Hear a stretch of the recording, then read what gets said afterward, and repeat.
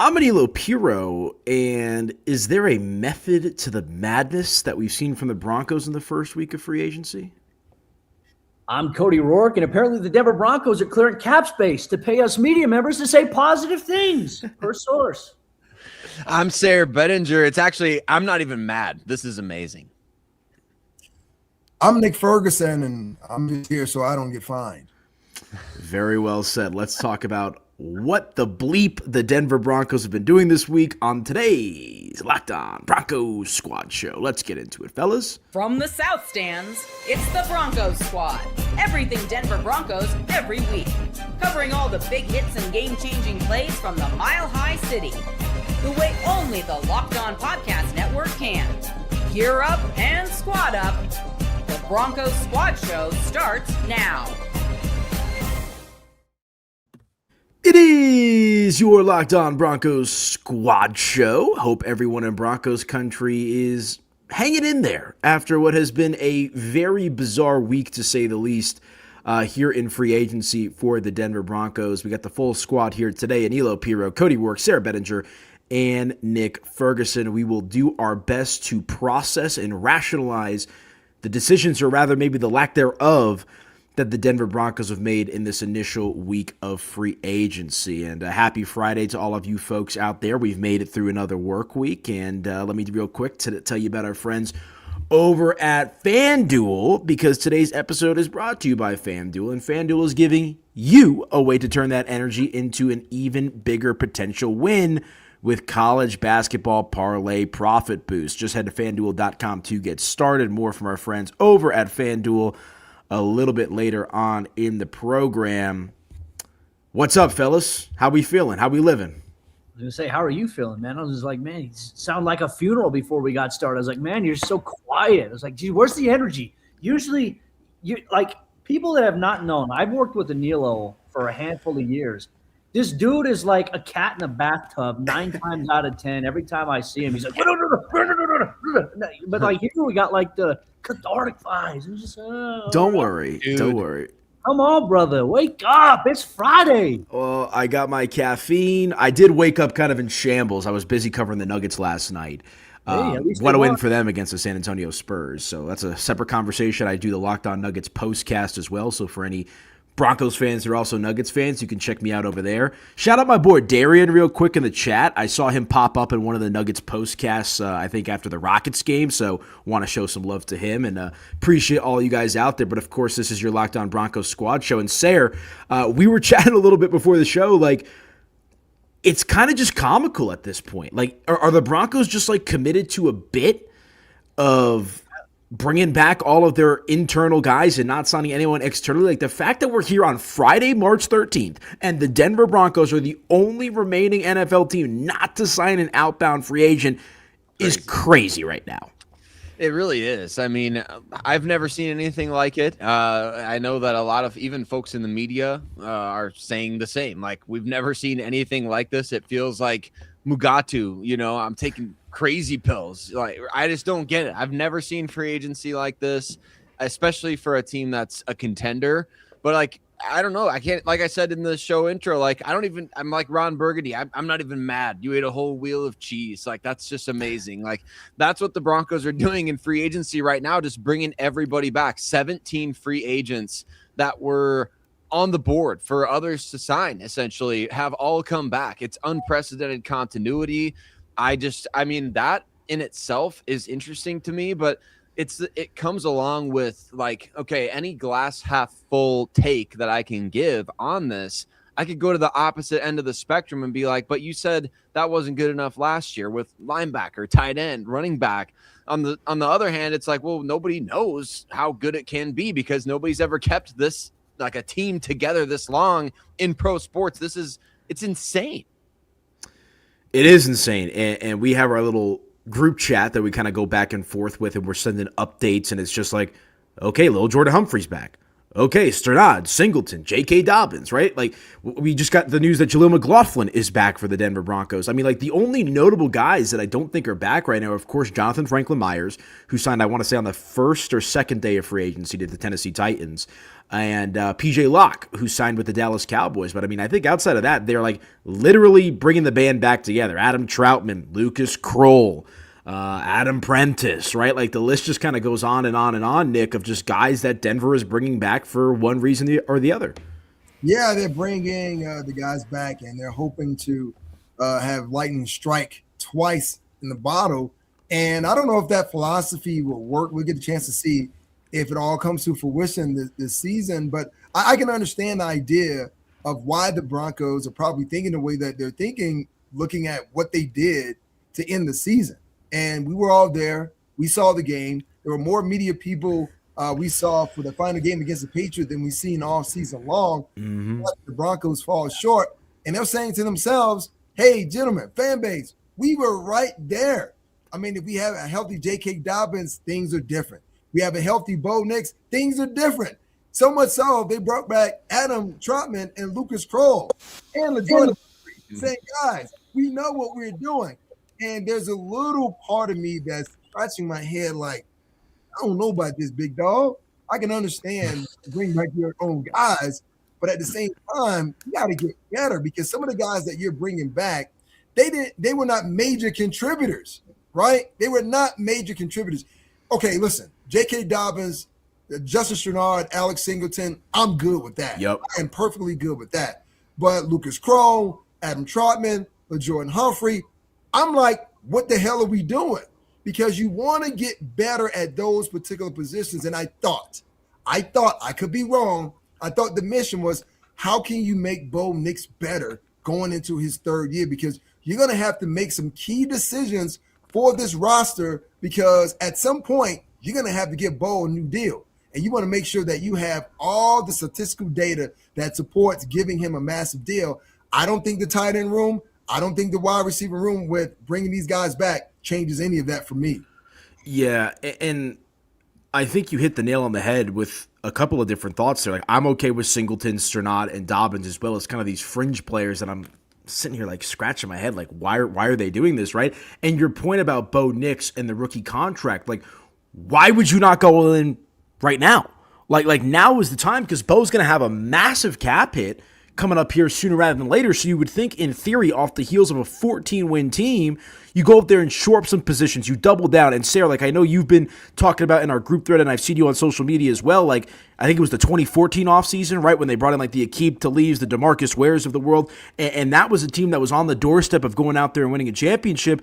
And obviously they did not do that, and they looked themselves in the mirror. Of course, this is John Elway, who I know gets ridiculed for his time as GM.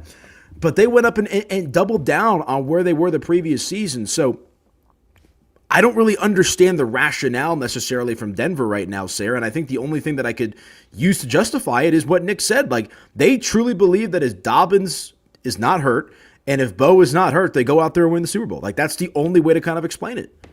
Yeah, and the unfortunate thing is like, unlike in a video game, if you lose to Bowser, you don't get to go start over at the beginning of Bowser's castle. You have to start at the beginning of the game, right? That's the penalty for a season being over and not winning a Super Bowl, is that you have to start all over, and you don't get to simulate to the number one seed in the playoffs. You don't get to simulate back to the AFC Championship game in Denver, and now Bo Nix is playing and J.K. Dobbins is playing, and Sean Payton says that he's not oblivious to that. He says he's not oblivious to the team, had a bunch of one-score games that could have swung either way. You know what I'm saying? And so I'm with Nick. I'm not even saying I'm not sure about this one, dog. I'm saying it's a no from me, dog. I'm channeling my inner Randy Jackson for that one because I don't like this. I don't. I want the team to add impact players. There's a huge difference between continuity being a good thing on a team that has a massive dead cap hit from Russell Wilson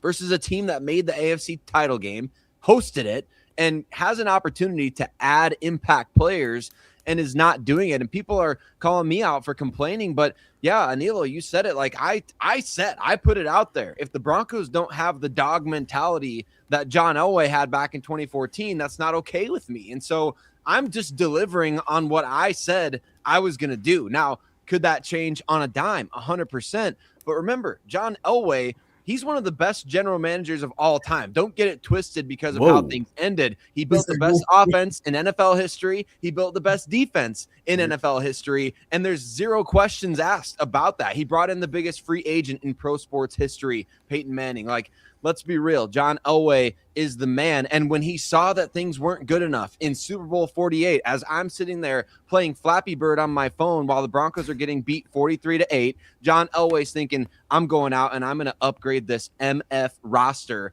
this offseason. And we're going to steal from what our, the opponents that just beat us, what they beat us with. We're going to go out and get Aqib Talib, dog. TJ Ward, dog. DeMarcus Ware becomes available. I think the Broncos said, screw you to somebody else in free, Everson Griffin. They were like, hey, sorry, Everson, you're not good enough. DeMarcus Ware just became available, and he's on the same flight to Denver as Aqib Talib. And Aqib Talib was almost not a Bronco because Dominique Rodgers-Cromartie was about to get re-signed, and then the Broncos were like, oh, Aqib Talib's available. Screw you, Dominique. You know what I'm saying? Like, this is the mentality that they took. Absolutely no holds barred. We are going to make sure that we get a Lombardi trophy in Denver. And that's not the vibe that I'm getting from this current front office. So wait a minute. So can I go back in the Wayback Machine and just kind of throw out a phrase that maybe exemplify what the Broncos fans feel like based on what Sayre and I said about dogs? Who let the dogs out? Because don't seem like the Broncos did a lot of bringing the dogs back into the fold for their team this season. Still on the loose right now. That's what. Yes. We need a damn dog catcher. Nobody's found him yet. But here, the Broncos now at this point, after Jaleel, right, that's 17, I believe, of 21 free agents they've brought back. The only guys they've not brought back yet, I mean, obviously let JFM go, PJ Locke went somewhere else, but they haven't brought back Michael Burton, fullback, tight end Mercedes Lewis, and center Sam Mustipher, who had to fill in a little bit later on here. I understand like the notion here of, they're keeping their roster intact. I think maybe like the bright side of this, and then we can get into a conversation about spinning things, which people seem to think that us in the media, like we'll have some nice fun with that. This is about building the 90-man roster right now, right? Not your 53. And there's still, and that's why like there's still time to add a prolific player right now. I mean, we'll talk about it today. Denver clearing up cap space right now is an interesting move because it's not signifying something that they're going to go sign a free agent. This has maybe something in line of saying, hey, maybe they're going to go try to trade for some guy. Don't know who it is, right? There's a lot of speculation out there. There's been some talks with obviously the Eagles and A.J. Brown conversations not being dead. Not sure if Denver's in on that or not yet. But, I mean, this has been a weird week, folks. I think we can all agree. This has been a weird week. Everyone's sitting there just waiting like for the Broncos like to poke something and say, hey, like do something. Like what's happening? Everybody else they're the only team right now that has not made an external hire. This is, I would say this is a little unprecedented. And of course it's unpopular. I mean, rightfully so. The Broncos said that they're going to, hey, if I have $50,000 to renovate versus $250,000 to renovate, I'm obviously going to get stuff that's going to make it look nicer. Now, I don't know if that was Sean having too many lattes, but I am also curious to see if they've gone into this plan by going in and having these conversations about, okay, what do we want in free agency? But is there a certain price they're not willing to pay, right? I mean, I don't know. Maybe that could be it, but this is unprecedented. I don't think we've seen anything like this. Has there ever been a team in NFL history that's never made an external free agency move? Not like that I can think of. Probably not. They'll eventually make one. They're trying to build out, as I mentioned, a 90-man roster. They're not anywhere close to that yet. But for me, it is weird. And I do want to also put some water on this whole Sean Payton stop the Waddle trade twice. That's not necessarily the case. Sean Payton wanted Jalen Waddle. I know this directly from someone close to Jalen Waddle. Sean Payton and the Broncos wanted Waddle. The Dolphins' asking price, from what I've been told, was too much. It involved 2 first-round picks plus a player, and in return, the Broncos, they would get Waddle plus a third-round pick. To me, the Broncos weren't willing to do that, not willing to part ways with 2 first-round picks. Yeah, 2 first-round picks is crazy. I mean, I know the trade was rescinded, but like that's what Max Crosby was going for, and the NFL world thought that was an egregious trade. For a couple of different reasons. I think Micah went for 2 first-round picks as well. Like, different when it's a pass rusher versus a wide receiver. And before we hit a break, the one thing I do want to say is I think Broncos country, because we've seen a lot of outcry, not like the Broncos fans that are like going crazy and like DMing players and all that kind of stuff. Like that's going too far. But I can understand like the general frustration from Broncos fans. Like I could. And here's what I will say too. I think it's justified and validated because ownership and George Payton to a certain extent built up that expectation. I mean, I keep thinking about this opportunistically aggressive comment that we got from Greg Penner at his end of the season press conference. And that, what is the definition of opportunistically aggressive? I mean, reports indicate that they were trying to get Travis Etienne, but he ends up wanting to go back home. Yeah, I saw that. Travis Etienne, like what is up with that? Etienne. That's crazy. Devon Etienne.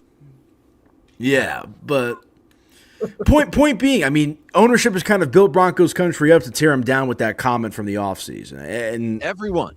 But did you guys see George Payton's comments with James Palmer at the NFL Combine when he did that? It was very different than kind of like what we got after the AFC Championship. Was that because the emotions were high coming off the heels of the AFC Championship that, hey, we're going to go be aggressive?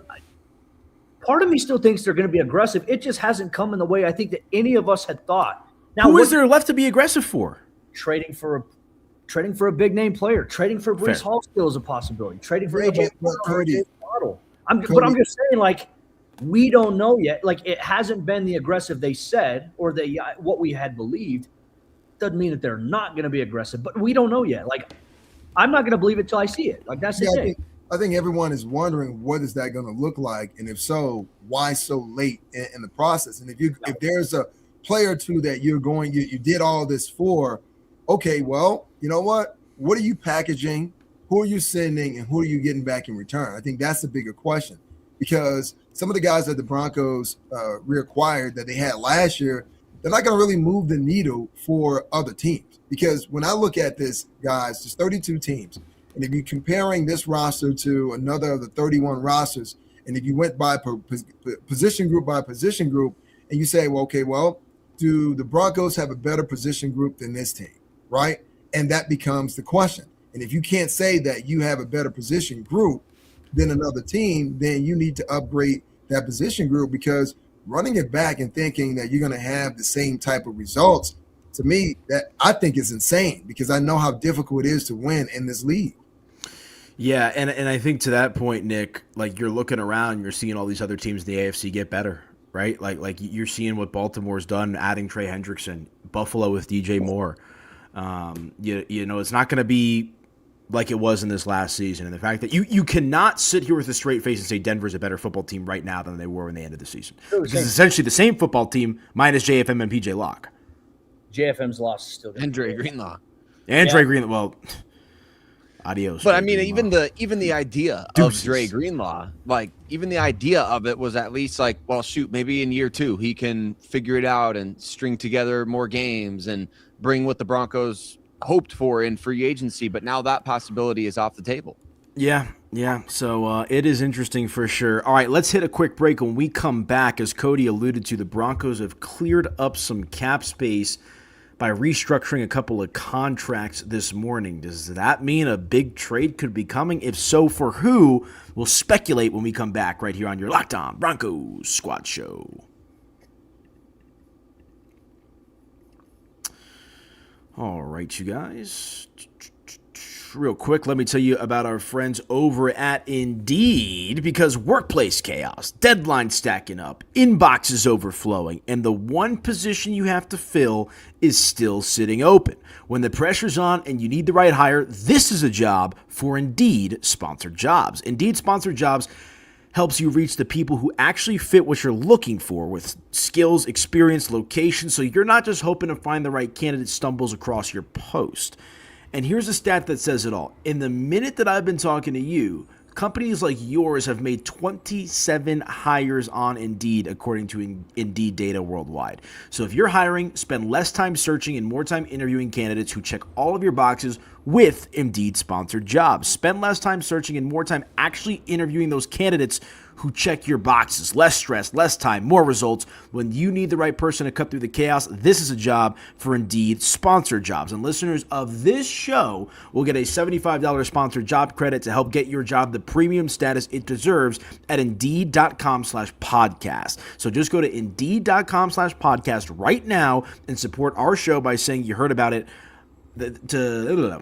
Support our show by saying you heard about Indeed on this podcast. Indeed.com/podcast. Terms and conditions apply. Need to hire.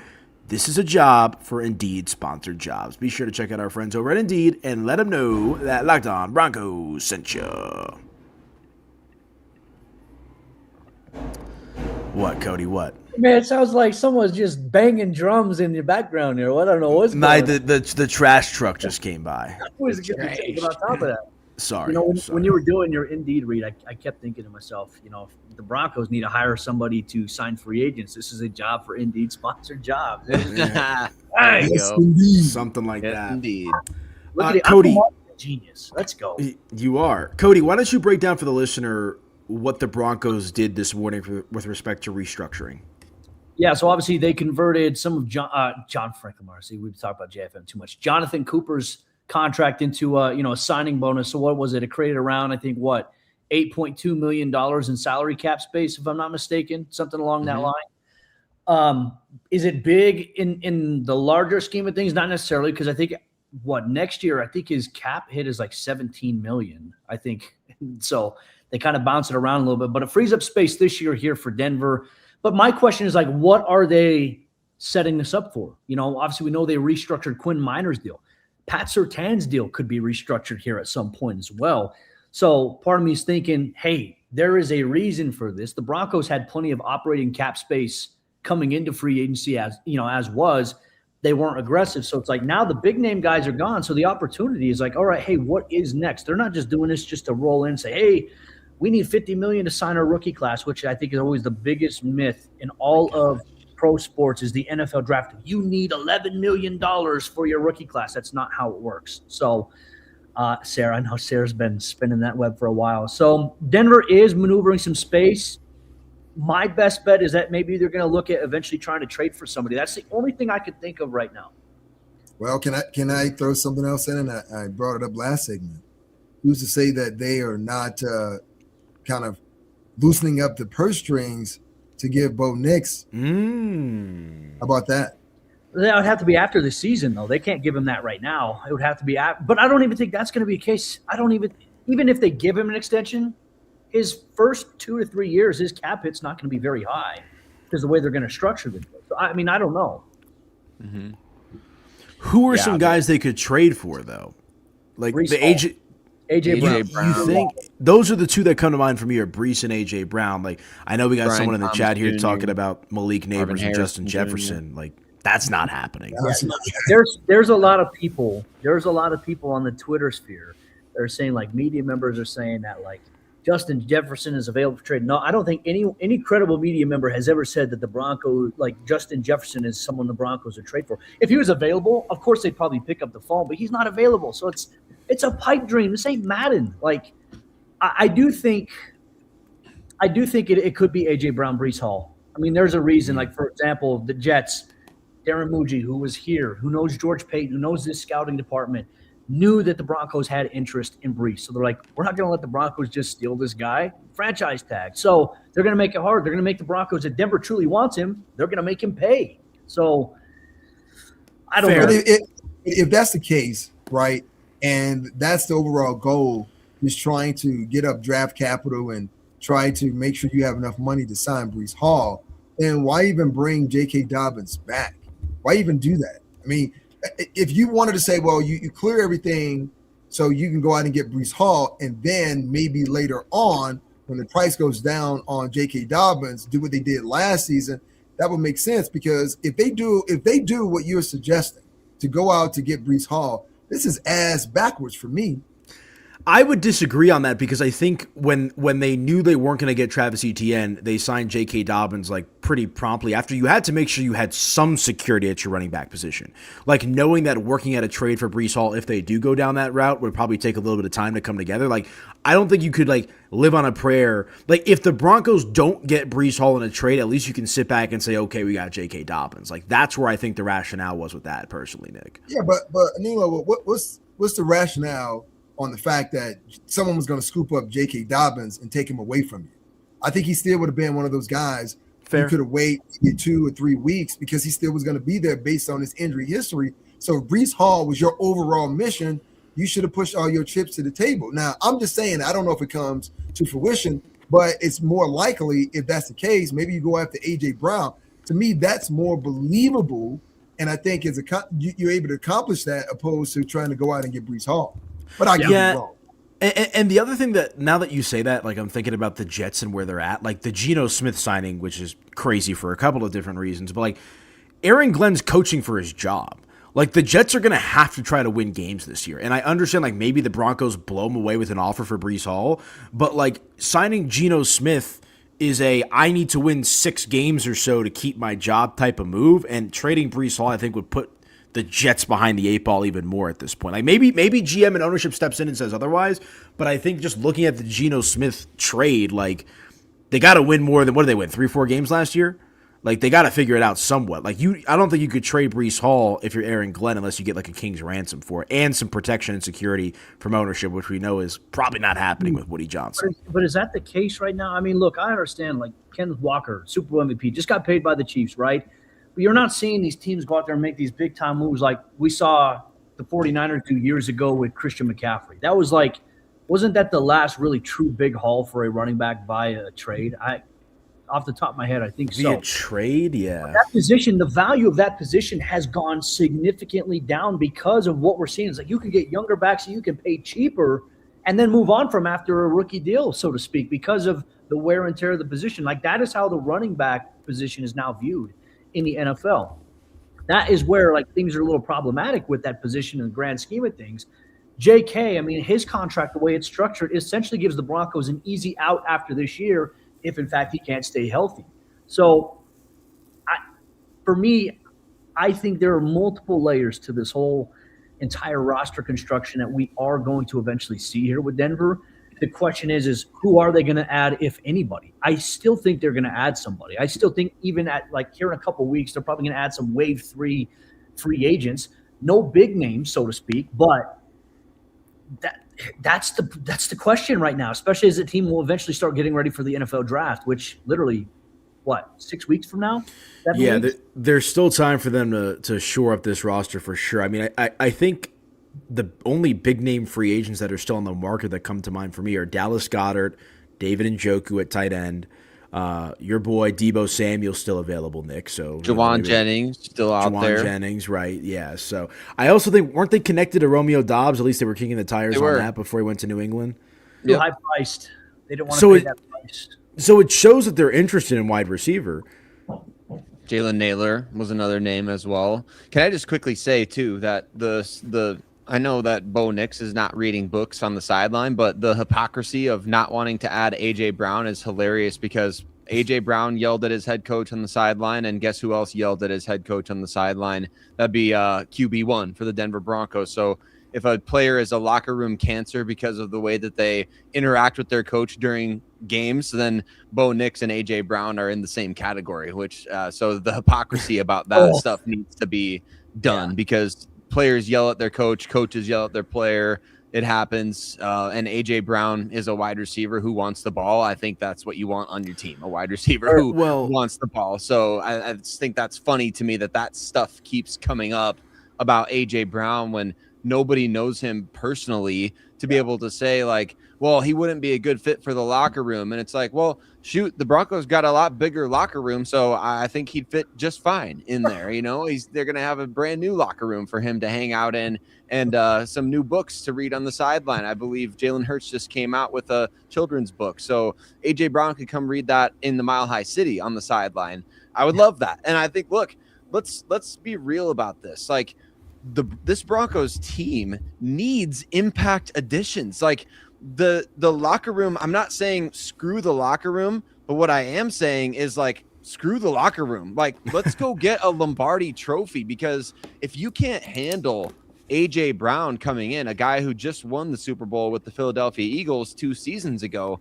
then you don't deserve to win. Like, you don't. If you can't handle that, if your culture is so fragile that a person like AJ Brown, a wide receiver who wants the ball, go figure, can't come into your building and you can still win games with a player like that on your team, that means that your culture is too fragile. And the Broncos have built up a strong culture of player leadership, not just coach leadership. An unhealthy locker room is where the coaches are doing all the heavy lifting. A healthy locker room is where you have players like Mike McGlinchey, Cortland Sutton, Garrett Bowles, Talanoa Hufanga, Nick Bonito, Jonathan, like all of these guys, J.K. Dobbins. Like, the Broncos have locker room leaders. So, like, the idea that AJ Brown can't be fit for this team is ridiculous to me.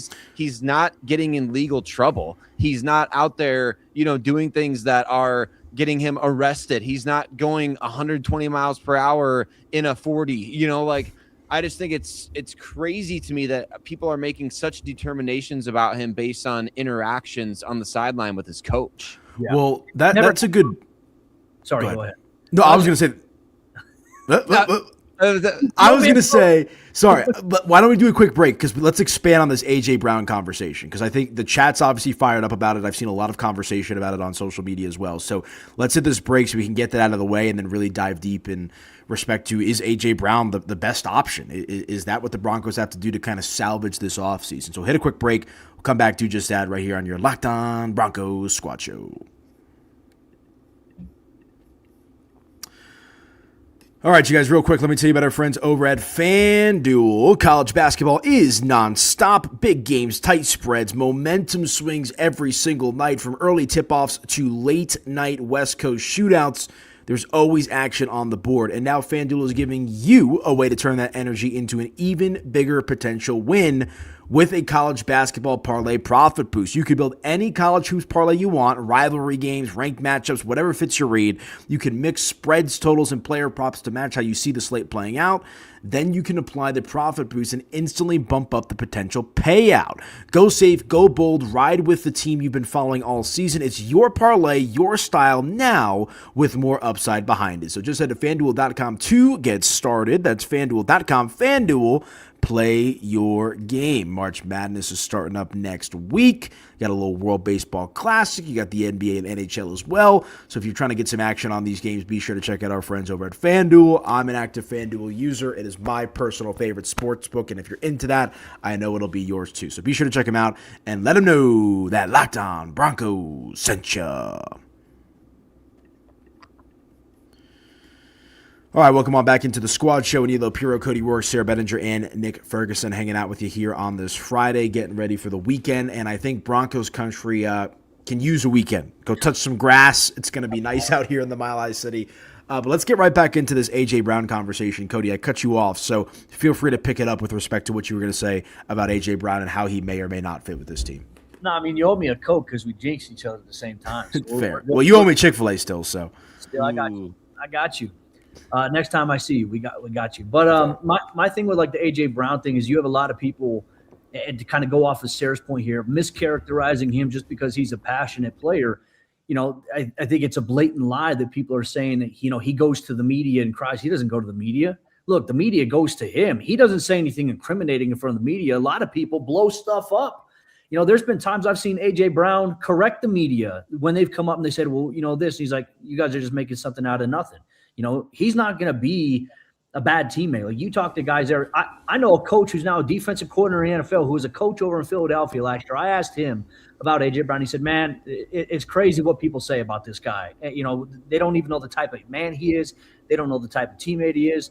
It's just cameras. What do? They pan and they find things that are going on. Like, Nick, my man, you and I bet you money you've had interactions with your coaches. I've had plenty of interactions with my coaches during the course of a game as a player and as a coach. It has happened. So it's just like, the mischaracterization of A.J. Brown, I think, is very frustrating because you do have a lot of people who don't know him that are speaking on him just because they read stuff on Twitter. And that is one of the most dangerous things, I think, about where we're at in the world today, especially with social media. Well, Cody, I don't know if you want me to give you my recounts of my interactions with my coaches, but I'm going to do it anyway. Listen, I'm that type of guy that I've actually thrown a football at my DB coach because he threw it at me. I'm the same guy that tackled my DB coach in Houston with full pads on with the DBs and everyone on defense looking at me like I had two heads because at that point, I didn't freaking care. He was trying to make my life a miserable hell, and I was going to find a way to pay it back. I'm the same guy with the same coach who fined me because I fined him, and he doubled and tripled my fine. But I said, I don't care. I'm going to pay the money because you're going to pay yours too as well. But these types of things happen in organizations. Now, can we say that A.J. Brown may receive a bad rap? I'll say that. But there's a difference between arrogance and passion. And sometimes they get misconstrued in sports. Like I saw someone say, well, he's not, Terrell Owens. I played against Terrell Owens. And I would have loved to have Terrell Owens as a teammate. I don't care about all that outside stuff with the media. I want a guy who's a dog. That's what we've been talking about on the show the entire time. Give me some damn dogs. We need a dog catcher out there to bring some guys into the fold because I'm sick and tired, and I'll say this about players, and I'll say this about media in this market. I'm sick of these damn pound puppies, right? I want guys who are going to go out there and get it, right? Because think about what we're talking about. We're talking about in critical moments, can Bo Nix throw the ball down the field, and which one of those guys are going to come up with the reception? Don't forget, the Broncos receivers were second behind the Jacksonville Jaguars in drops. So much so, Kerry Colbert was fired. So I don't want to hear this from fans talking about, hey, well, we don't want that guy because he doesn't fit our locker room. You know what? There's a great locker room culture here with the Denver Broncos. But like I said, we need to pep that thing up. We need to pipe up. We need to get a guy who's a damn dog. And if you said you bring A.J. Brown, and this is why they're doing all this stuff to bring A.J. Brown, I said sign me up for it. Do we forget Aqib Talib, when he was a member of the New England Patriots, was getting into fistfights with Steve Smith? And these dudes were going to war with each other. Not only that, on social media, too. It's just like, okay. Aqib Talib shot himself in the foot. Cheddar Bob. True. Right? I mean, hey, Nick, I need to take a quick trip down memory lane because this all is coming full circle for me. As I used to refresh the ESPN NFL rumors page back in high school when the teacher wasn't looking during computer class, I very distinctly remember that one Mike Shanahan did try to trade for Terrell Owens. And in fact, I believe had a meeting in person with T.O. and agent Drew Rosenhaus back in the day. So for anybody, now that that's coming up, it's all coming screaming back to the forefront of my mind that the Broncos actually did try to trade for Terrell Owens during a Super Bowl window. I mean, you know what I'm saying? Like, and they ended up trading for Javon Walker that same year. So it's like, okay, T.O. back in that time was the man. And if you would have thrown it up into his area code, think about that dude on the, like, talk about that because, like, how would he have fit in that locker room, a locker room that was ready to win a championship? Yeah, I think he would have fit well into our locker room because here's the thing. We're going to embrace you no matter what. We don't care where you came from. The only thing that matters is that can you make plays for our team? I remember when Brandon Marshall was drafted by the Denver Broncos, and it was the first day of off-season conditioning. Now, in college, they called him Baby T.O. So he came to practice kind of dressed with that kind of idea. He had on shades and everything. You know what Al Wilson told him? Take them damn shades off. You haven't done anything in this organization. And he took them off. So to have an actual Terrell Owens in our organization, that would have taken our game to a whole different level because think about it. You know, the Broncos at that time had about 4 or 5 different running backs that you could throw out on the field. And the run game was being blocked and schemed so well that it didn't make a difference. Just think about Rod Smith and the Terrell Owens kind of killing it on the field. Oh, man. Look, I would have loved it. And listen, me and Terry talk to this day, right? And most people don't like his attitude. I don't give a damn what you do off the field. I don't care who you're seeing, whatever kind of controversy. All I know in Broncos country during my time with Mike Shanahan, what are you doing once we get between those lines on Sunday? That's the only thing that we cared about.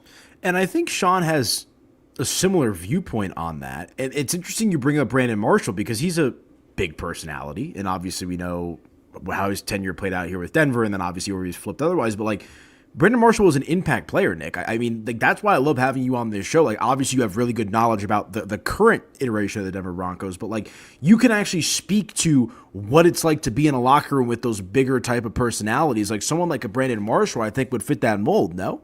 Yeah, but here's the thing, and I've never talked about this before.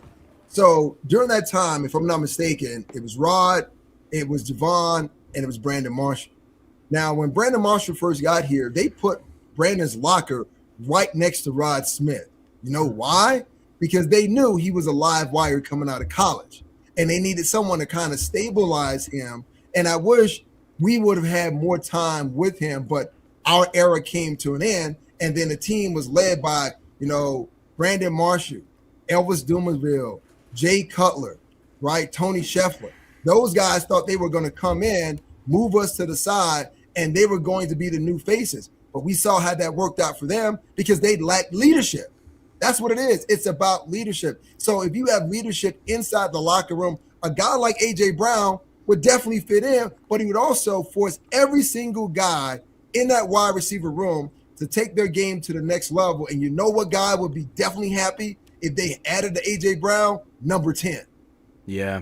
Yep. Yeah. Hey, really quickly on this subject while we're there, Sean Payton's 2017 draft pales in comparison to the 2006 Denver Broncos draft, by the way. I mean, we're talking about Jay Cutler. You traded for Javon Walker. You got Tony Scheffler, Elvis Dumerville, Brandon Marshall. I believe Chris Cooper was in that draft as well. Mm-hmm. That draft class is insane. One of the greatest of all time. And one of the most unpopular also at the time because Jay Cutler was not a popular pick. And so I think that's just really interesting to take that stroll down memory lane. But speaking of draft classes, guys, I forgot something I wanted to say earlier, a PSA for anybody who's listening to be equipped and armed with some actual knowledge here, okay? Because if anybody ever says to you on Twitter that the Broncos draft class is going to cost $12 million or $15 million or $20 million in salary cap space, what I want you to do is I want you to reply to that person non-ball knower, just so you have that bookmarked somewhere, because the Broncos draft class costs just over $4 million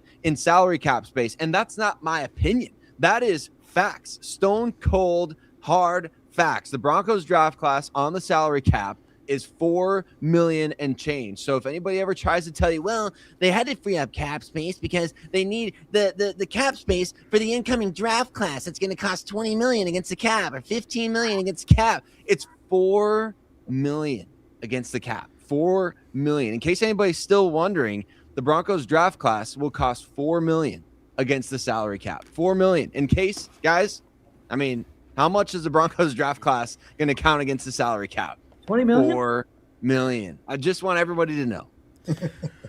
Yeah, let's to kind of put a bow on the A.J. Brown conversation, because I know we talked about it early in the offseason, and I think it's fair to say that there were some mixed thoughts about A.J. Brown, and, people act out of inspiration or desperation. And I'm not trying to say necessarily the Broncos are desperate, but I think the fan base is getting a little bit desperate for a big move. So let's just play the hypothetical game. Let's say they do trade for A.J. Brown, and we're not sure what that compensation might look like. Maybe you flip a receiver back, like a Troy Franklin type in the deal for that. Does trading for A.J. Brown change your emotion and thought about this Broncos offseason? Cody, I'll start with you. Easily, by far. That's an impact playmaker. The biggest thing that we said coming into the offseason, the Broncos need to get Bo Nix a legitimate playmaker. You go out there and you get A.J. Brown, I believe it. That's it. That's a big move right there. That's a needle mover. I think people just want more, and I understand that. I understand. There are other positions you can add to, right? I don't even think people thought wide receiver was a big, even a top 5 or top 6 of what you need. Mike Kliss said as much. Denver likes their group. I know that's a triggering thing for Broncos country to hear. We like the room, but they really do believe that. Adding another guy to the mix right now, you get a legitimate playmaker like A.J. Brown, I mean, it does change the dynamic a little bit. It changes the way the defenses are going to play you. It's a needle mover. It makes the Broncos better, absolutely. Sayre? Repeat the question one more time. Sorry. I guess does trading for AJ Brown kind of remedy the emotions that Broncos country has been feeling this offseason? Like, is that if AJ Brown is the one big move, and like let's say they make a couple of fringe signings along the way, but like that's like the one massive addition, is that enough to kind of change the vibe around this offseason for the Broncos?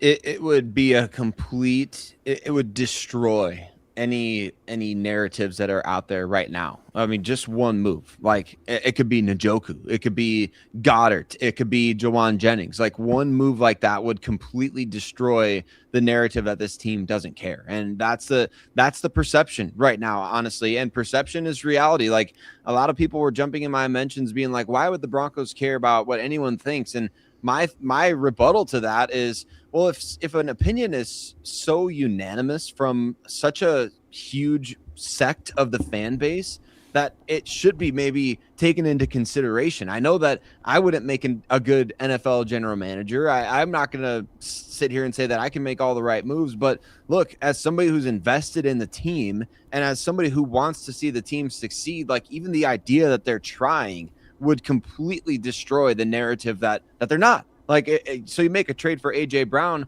all of a sudden nobody cares about signing all these other guys to veteran minimum contracts to come be part of it. Now all of a sudden it's like, oh wow, the Broncos loaded up their 90-man roster with guys who know the offense, they know the defense, they know the culture, they know the locker room. Now you've got depth going into training camp, and it just shatters it because you've brought in the one piece. Like I said, the Broncos don't need an expansion team like the Raiders do. The Raiders suck. The Raiders were terrible last year. They got a new head coach. They need a full new roster. Like they needed to completely reload.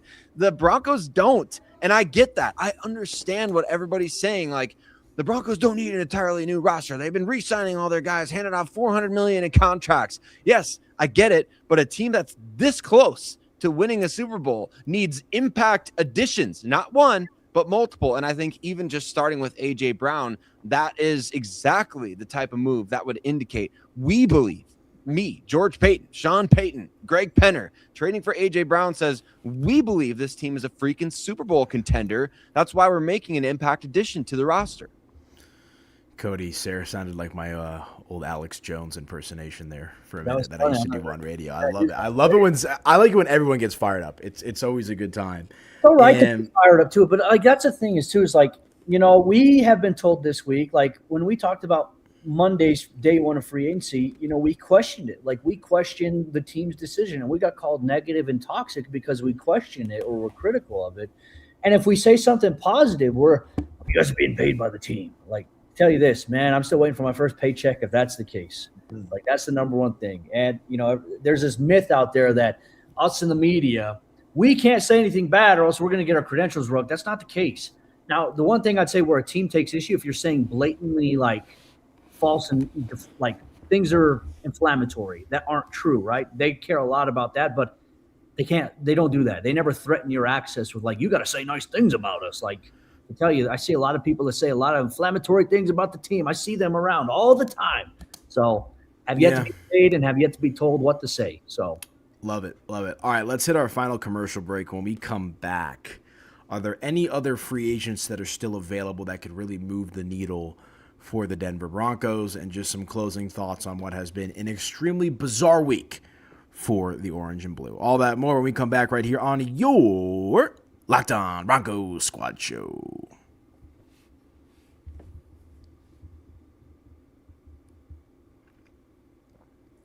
All right, welcome on back into the program. Final segment here of the program. Aniello Piro, Cody Roark, Sayre, Bedinger, and Nick Ferguson. Hope everyone is doing well out there in Broncos country. Do us a favor, hit that like button, smash that subscribe button, get those comments going as well. Really helps us out here on the show and the channel. Good conversation about A.J. Brown. Good conversation just about what has been a very strange week for the Denver Broncos. But let's try to be, I guess, a little bit more, I don't want to say optimistic, but like you mentioned it earlier in the show, could like they have to sign someone. Like they're not going to go all offseason with just signing nobody. And I'm just curious as to who those guys may be. I mean, I mentioned it earlier, like the three guys that come to mind that are quote unquote big names are Goddard, Njoku, Debo Samuel. I guess you could throw Cam Jordan into that mix as well if they want to try to replace JFM. That could be an interesting one too. But I don't know if they're going to go tight end because you've essentially brought back the entire tight end room. Like, you've got Evan Ingram, you bring back Adam Trautman, you bring back Lucas Kroll. Like, you're going to really add another tight end. So I think if a move comes, it's going to be at receiver, linebacker, or running back. Well, I mean, I can still see them adding a tight end because think about it this way. Like, Nate Adkins' deal is a 1-year deal. Lucas Kroll's deal is a 1-year deal. Adam Trautman's 3-year deal essentially could be 2, right, if necessary. Evan Ingram's on the last year of his contract. They can still do that. That doesn't mean that Nate Adkins and Lucas Kroll are going to be on the active roster. And when the reality is maybe the vision for a couple of these guys that they have brought back is to be practice squad guys once again, be depth for them, so to speak.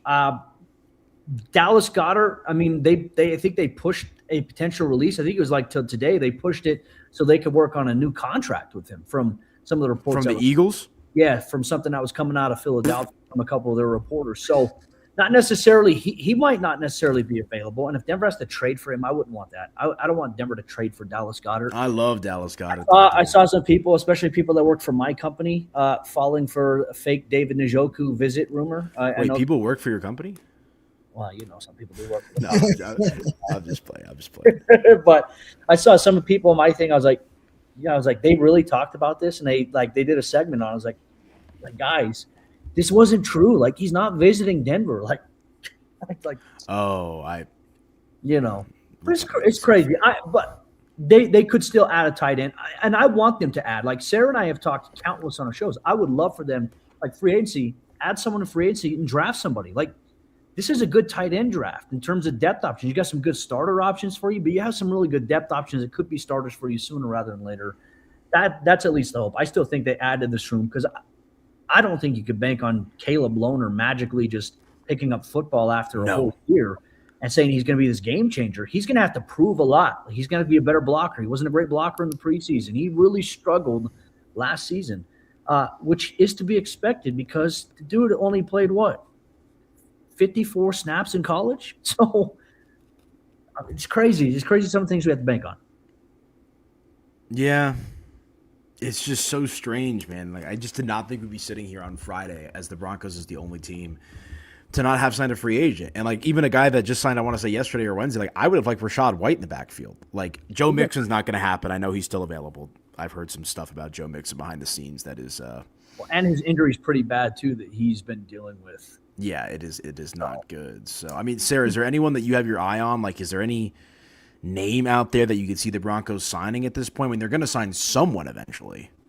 Yeah, I mean, might as well sign Jawan Jennings. Nobody else has up to this point. So the price got to be going down, right? I mean, I wouldn't mind it for a 2 to 3 year deal at this stage of free agency. I mean, you're not riding the swells, you're riding in the kiddie pool waves, but I mean, there's still some waves to be had out there. So get the surfboard back out, boys, and get back to the beach because you got to go do something. And so, yeah, I think that would upgrade the entire room, right? I think that would upgrade because right now there's nobody out there at running back that you would say like, oh yeah, that guy really moves the needle for us. And it sounds to me like from what Mike Kliss is saying that that's going to be in the draft. And the same might be true of tight end. And I don't even know who's out there at linebacker that the Broncos would look at and say, oh yeah, this guy's got future starter potential. Like, I just don't know. I don't know who's even out there. I know maybe that's what people are saying. Like, oh, this isn't a great free agency class.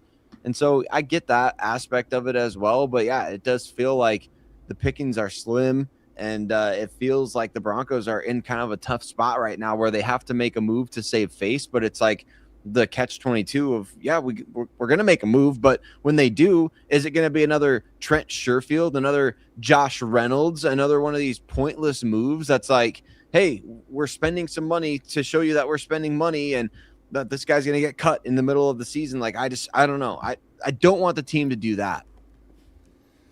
Nick, your boy Deebo Samuel still an option? I like the Jawan Jennings name as well. I mean, what's kind of your vibe check here? Well, listen, I'm still in favor of a guy like Deebo Samuels based on what he can bring to the table. And obviously, no player is what they were 5 or 2 years ago. But when you talk about the things that Sean wants to do and those gadget and gadget types of plays, he would be a resourceful guy. I mean, and the fact that he is versatile, you can put him in a slot where you free him up. You can match him up with a linebacker or a nickelback, but also you can hand the ball off to him. But it always goes back to what the coach wants to do and how he sees this offense being. And the one thing that I can say defensively, this offense hasn't had any explosion over the past 2 years. And anyone can choose to argue with me. I'll say sit down and watch film. This is not a very explosive offense. If it's not for number 10 being able to extend plays with his legs, this offense would be in trouble. Let's just kind of keep it a buck.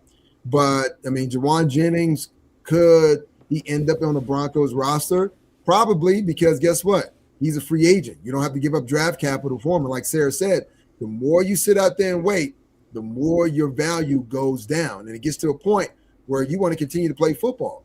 You can be angry, right? You can be upset and say, well, I thought I was going to be one of those day one guys open in free agency. Now you're not. So what do you want to do? You want to take this deal we're going to give you and then possibly play well for 2 years and then hit the market again? Fine. But what we've seen from the NFL over the past couple of years, they now are okay with giving a guy a 1 year deal, kind of like a prove-it deal. So if you're Jauan Jennings, you take the prove-it deal, you play with Bo. This team has a great defense. That means you're going to get a lot of targets. Then if you're Sean Payton, hey, you didn't give up a lot of draft capital for A.J. Brown, even though I would like to see an A.J. Brown, but you take the consolation prize. Is that not what J.K. Dobbins has been for the past 2 years? A consolation prize. Yeah. You still get paid. You have a year to prove yourself. So to me, that's the kind of direction I would go. I don't know what direction they're going to go, man. I'm kind of like with Cody where I'm like, I'll just kind of believe it when I see it. They're going to go in a direction. I mean, what direction that is remains to be seen at this point. And look, I get it. Like, this is a thing, too. And I'm trying to be so reasonable here. I feel like today's world, you're either one side or the other, right? Like, you can't be reasonable. You have to be either crazy or you have to be over the top. My whole thought on this, and I try to tell fans have every right to feel frustrated about this, 100%. I don't think anyone's going to ever tell them they can't. I think we're all sitting here. It's like, hey, well, like, what's going on? That doesn't mean that, the sky is falling. I think the theory right now, the perception is that the sky is falling, but I'm curious to see what they do. If they don't do nothing between now and the draft, I don't know what I'll do. I'll have to come up with some sort of wager. I'll have to do a whole entire show in like a tank top or something. But well, I can't even believe I'm going to ask this question. Uh-oh. Buckle up, folks. We do the shows on Tuesdays and Fridays typically. By the time we get to next Tuesday, will the Broncos have signed a free agent that was not on the team this previous season? Mm-hmm. Yes. I bet you Walker. Well, I mean, 'cause I think they will too. I mean, if they don't, that's mind-blowingly insane. Like, they got to sign someone over the weekend, right, Sayre? Like, they have to at some point. Yeah, it's like you said. I mean, earlier you were talking about Broncos country, take a step back this weekend, go enjoy your life. And that's exactly when they're going to make a move, is when you're trying to enjoy your life. And then you're like, wait a second, the Broncos are they're reeling me right back in this whole web that I thought I escaped from. And yeah, I can see it being one of those moves that's like super underwhelming. Like, people are talking about another offensive lineman, and I'm like, have they even cut Matt Peart yet? Because to me, they've got their top 8 offensive linemen set. So if they go and sign an offensive lineman, and that's the move that we get to talk about, I'm thinking to myself, like, this is worse than not signing anybody. Like, don't give me the bullcrap signings. Give me some real stuff. Give me something that's going to actually improve the team, somebody who you expect to actually play a role, to actually improve the roster, to, all these sorts of things. Like, I get it. You've brought back everybody. All these players are going to get to experience the new training facility. They're going to get to experience the new, place that they get to go to work every single day. I could see that. Honestly, guys, I could see that being like a reward for some of these players. Like, all right, you guys have helped us get back to the AFC Championship game. We'll bring you back and let you experience the new facility here. I don't know. I hope it's not like another one of these Trent Sherfield types of moves. That's like just a guy who's going to be around and get cut during the season. I'm sorry for free agency, guys. It's my fault, because every time I go somewhere, something happens. If I stay put, nothing happens. My wife and I went out to get coffee last Sunday. Then something happened. I was like, babe, I got to go back home. I got to write this story. I got to do a bonus show. Da, da, da, da. And then I stayed home for free agency all week long. Didn't move. Nothing's happened. So that's go to Breckenridge, bro. Get out of town this weekend. Yeah, I can't do that. Hey, let me ask you guys this question. You may feel as though it's relevant or not. I know the idea the Broncos are just bringing back all the familiar faces. The addition of outside guys, that would only take the Broncos' expectations up to a whole different level. And I'm not saying they're doing this purposely, but when you start adding, just like the other 31 teams, when you start adding other players who are coming off other expiring deals, that only kind of fires up your base for sure, but it also elevates the level of expectations. But by not going out and getting some of these outside guys, we're talking about Juwan Jennings, we're talking about Breece Hall, we're talking about A.J. Brown, it kind of tempers expectations, right? And maybe, I don't know, hopefully this is not the case, but it doesn't raise it to a point where all the fans are not just getting excited about free agency, but they're getting excited about the season. They're like, oh yeah, we're in there for sure. We're in our comfort zone. We're in our pocket. But by signing the same guys, those expectations don't actually go up, guys. Not in my opinion. Yeah. I'm with you 100%. So we're all of us like worked up and all the fan base worked up. Watch them make some sort of like crazy blockbuster. And we're like, all right, you're going to see that of, Dexter's Laboratory, which is a stunt on these, you know, we can't even say that word. Like, we're going to see that happen here. And we're going to be like, you know what? All's redeemed. That's the hope, right? I mean, that's where we're at. That is the hope. Is this an example of Pinky in the brain? You know, maybe something explosive happens during the weekend. Maybe. Maybe. Well, hopefully we have something positive to talk about when we get back here on the Locked On Broncos Squad show next Tuesday. I mean, for now, though, like I said, go outside, touch some grass, breathe some air. It's going to be gorgeous this weekend in Denver. Distract yourself from what has been an absolutely perplexing week for the Denver Broncos and their fan base. But good stuff, as always, gentlemen. Always a good time chopping it up with you guys. Like I said, we'll be back on Tuesday.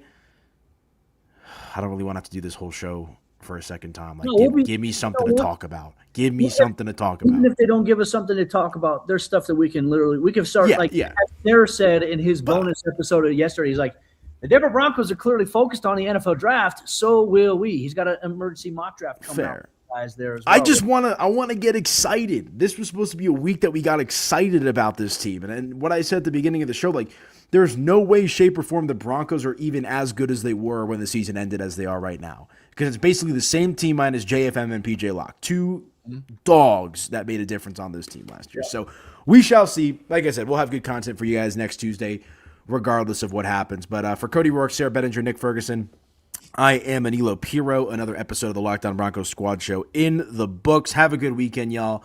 Talk to you guys next week. Peace.